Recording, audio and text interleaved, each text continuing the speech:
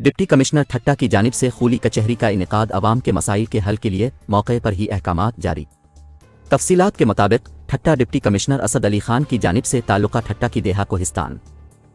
तपे झमपीर और तपे जंगशाही के खातेदारों की ज़मीनों के रिकंस्ट्रक्शन और रीराइट व दीगर दरपेश मसाइल के हल के लिए डीसी ऑफिस के अहाते में खुली कचहरी का इनेकाद किया गया, जिसमें अवाम ने बड़ी तादाद में शिरकत की।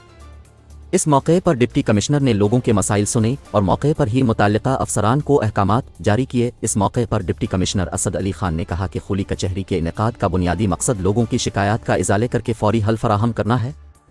उन्होंने कहा कि जिन खातेदारों ने अपनी ज़मीनों के कागजात नहीं बनवाए वो जल्द असिस्टेंट कमिश्नर के दफ्तर में कलीम दाखिल करें ताकि रिकंस्ट्रक्शन रिकॉर्ड ऑफ राइट्स का काम शुरू किया जा सके।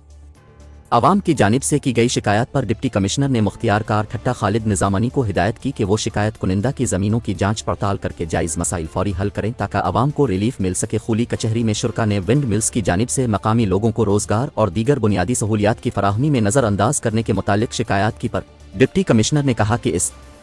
ज़िम्न में विंड मिल्स इंतज़ामिया को तलब करके उन्हें पाबंद किया जाएगा ताकि मकामी लोगों को लेबर कानून के मुताबिक रोज़गार और मुतल्लिका इलाकों में फलाह व बहबूद के काम को भी यकीनी बनाया जा सके।